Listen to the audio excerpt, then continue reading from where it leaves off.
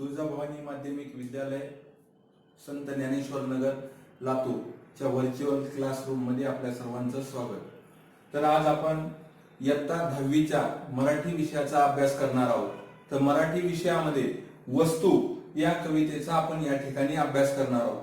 तर सर्वात पहिल्यांदा वस्तू कवितेचे कवी या ठिकाणी द.बा. धामनसकर हे आहेत। तर सर्वात पहिल्यांदा आपण या कवितेचा अभ्यास करत असताना द.बा. धामनसकर या कवींचा जीवन परिचय या ठिकाणी करून घेणार आहोत।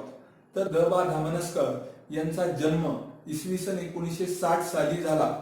तर आपण त्यांचा या ठिकाणी संक्षिप्त स्वरूपात जीवन परिचय करून घेणार आहोत।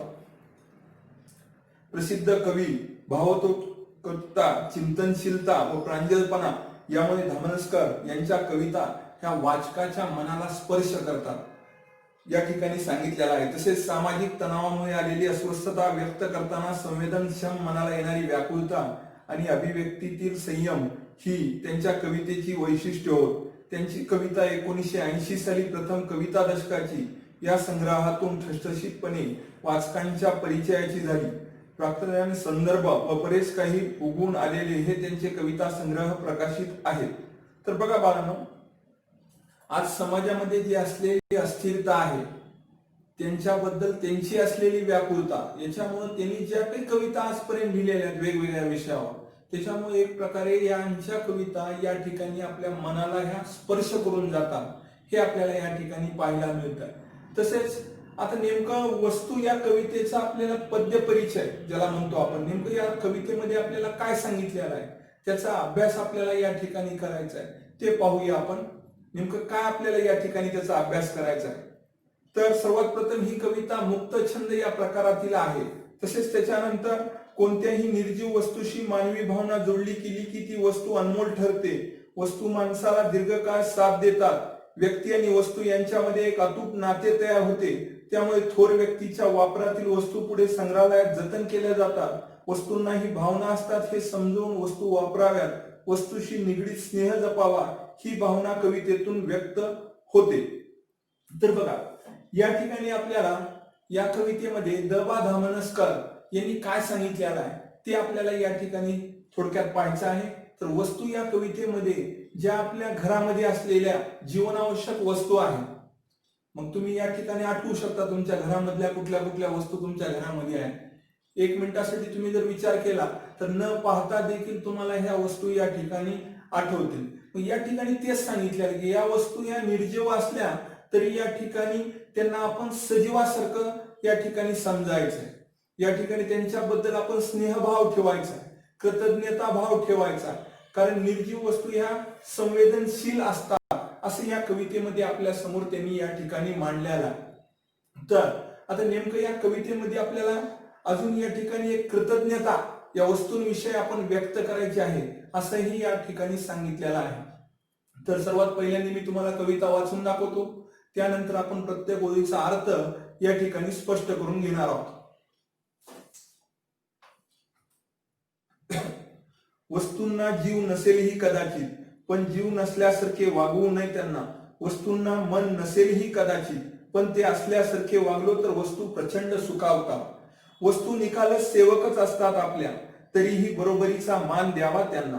वस्तूंना वेगळी स्वतंत्र खोली नको असते, त्यांना फक्त आपल्या मानलेल्या जागेवरून निष्कासित न होण्याची हमी द्या।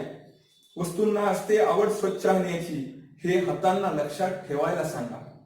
वस्तूंना जपावे, लाडावून ठेवावे, त्यापुढे जाऊन त्या जीवन ठेवणार आहेत। आपला स्नेह नंतरच्या काळातही आयुष्य संपले की वस्तूंनाही आजवरच्या हक्काच्या घरात राहू देत नाही, तेव्हा कृतज्ञता पूर्ण निरोपाचा त्यांचा हक्क शाबूत ठेवावा।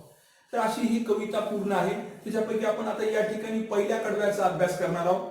वस्तूंना जीव नसेलही कदाचित, पण जीव नसल्यासारखे वागवू नये त्यांना। वस्तूंना मनही नसेल कदाचित, पण ते असल्यासारखे वागलो तर वस्तू या प्रचंड सुखावतात। तर बघा या ठिकाणी काय म्हणलेलं आहे, वस्तूंना जीव नसेलही कदाचित। आज आपल्याला माहिती आहे निर्जीव वस्तूला या ठिकाणी जीव नसतो। मग या ठिकाणी कवीने आपल्याला हेच सांगितलेलं आहे की वस्तूंना जीव नसेलही कदाचित, पण त्यांच्या सोबत आपण वर्तन हे जीव असल्यासारखं करायचं। जीव या ठिकाणी त्यांना आपल्याला लावायचा आहे। आता आपल्या घरामधील बऱ्याच वस्तू आपण पाहतो, आपण या ठिकाणी आपली सायकल असेल, घड्याळ असेल, घरातली कुठलीही वस्तू घ्या, फ्रीज, टीव्ही, फॅन, मोबाईल, कुठलीही वस्तू घ्या, यांच्या सोबत आपण निर्जीव वस्तूसारखं या ठिकाणी वागणूक करायची नाही. या ठिकाणी आपल्याला त्यांच्यासोबत सजीव वस्तूसारखी वर्तणूक ठेवायची आहे. म्हणून म्हणलेलं आहे कवीने या ठिकाणी, वस्तूंना कदाचित जीव नसेलही पण त्यांच्यासोबत आपल्याला जीव असल्यासारखं वागायचं आहे. पुढच्या ओळीमध्ये त्यांनी म्हणलेलं आहे वस्तूंना मनही नसेल कदाचित पण त्यांना या ठिकाणी आपण मन नाही, आपल्याला माहिती आहे निर्जीव वस्तूला या ठिकाणी मन नसतं, पण त्यांच्यासोबत आपण मन असल्यासारखं वागायचं. म्हणजे ज्या काही आपल्या घरातील वस्तू आहेत, कुठल्याही वस्तू घ्या, तुम्ही साधी सायकल, आपण शाळेत घेऊन येणारी सायकल, या सायकली सोबत ही आपण मन असल्यासारखं वागायचं. आपल्याला माहिती आहे पाऊस, वारा, ऊन या गोष्टीमध्ये ही सायकल आपल्याला साथ देत असते, सोबत येत असते. या सायकली सोबत ही आपण या ठिकाणी जीव असल्यासारखं वागायचं. म्हणजे कुठल्याही वस्तू सोबत आपण या ठिकाणी जीव असल्यासारखं, त्या वस्तूला मन असल्यासारखं या ठिकाणी वागणूक द्यायची आहे. कवीनं आपल्याला या ठिकाणी असं सांगितलेलं आहे. म्हणजे त्या वस्तूला प्राण आहे, जीव आहे असं समजून आपण त्या वस्तू सोबत राहायचे, जेणेकरून त्याच्यामुळे ती वस्तू आपल्या सोबत ही दीर्घकाळ टिकते. हे आपल्याला या ठिकाणी पाहायला मिळत आहे. पुढचं कडवं पाहूया आपण. वस्तू निखालस सेवकच असतात आपल्या. निखालस म्हणजे या ठिकाणी आपल्याला अगदी खरे,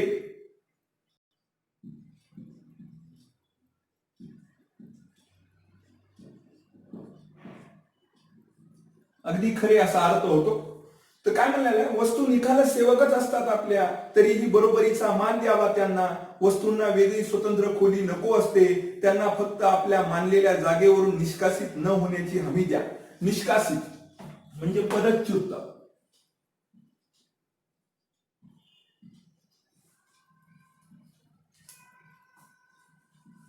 तर बघा, निखालस म्हणजे अगदी खरे, निष्कासित म्हणजे पदच्युत या ठिकाणी आपल्याला पाहायला मिळतं. तर बघा दुसऱ्या कडव्याची ओळख काय आहे, वस्तू निखालस सेवकच असतात आपल्या, तरीही बरोबरीचा मान द्यावा त्यांना. वस्तू ह्या निखालस सेवकच असतात आपल्या, म्हणजे आपल्या सेवक आहेत वस्तू, अगदी खऱ्या सेवक आहे. मग त्यांना या ठिकाणी आपण योग्य मान द्यावा. वस्तू निर्जीव आहे म्हणून त्यांना या ठिकाणी त्यांचा मान टाळावा, किंवा निर्जीव वस्तू आहेत आपण विकत घेतलेल्या आहेत म्हणून त्यांना कमी दर्जा द्यायचा असं नाही करायचं. त्यांना निर्जीवही असल्या तरी या वस्तूंना आपण मान द्यायला पाहिजे, असं या ठिकाणी कवी धामनसकर यांनी आपल्याला दुसऱ्या कडव्यामध्ये सांगितले आहे. आज आपण प्रत्येक वस्तूकडे पाहताना ही सजीव वस्तू आहे असा दृष्टिकोन ठेवूनच पाहिला पाहिजे, असं या कवितेमधून आपल्याला या ठिकाणी सांगितलेलं आहे. पुढच्या ओळीमध्ये आपल्याला सांगितलेलं आहे की त्यांना फक्त या ठिकाणी वस्तूंना वेगळी स्वतंत्र खोली नको असते, त्यांना फक्त आपल्या मानलेल्या जागेवरून निष्कासित न होण्याची हमी द्या. वस्तूंना या ठिकाणी स्वतंत्र खोली नको असते. वस्तू या स्वतंत्र राहावं असं त्यांना कधीच वाटत नाही, त्यांना या ठिकाणी आपल्यासोबत राहावं असं वाटतं. म्हणून वस्तूंना स्वतंत्र खोली नको असते, त्यांना या ठिकाणी आपल्यासोबत राहायचं असतं. म्हणून त्यांना एक प्रकारची हमी द्या.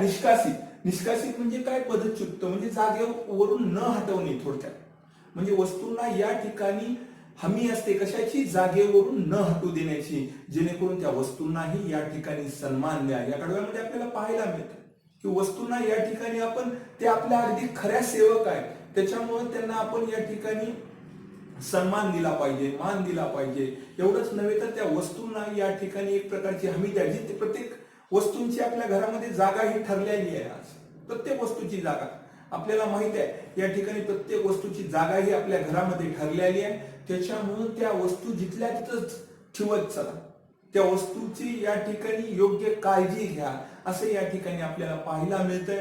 तर या ठिकाणी आपण आज या 2 कडव्यांचाच अभ्यास करणार आहोत. पुढच्या तासामध्ये आपण पुढच्या कडव्याचा अभ्यास करणार आहोत. तर या कवितेमध्ये वस्तूबद्दल महत्व सांगितलेलं आहे, निर्जीव वस्तूंबद्दल महत्व सांगितलेलं आहे. ठीक, या ठिकाणी मी थांबतो. घरी राहा, सुरक्षित राहा.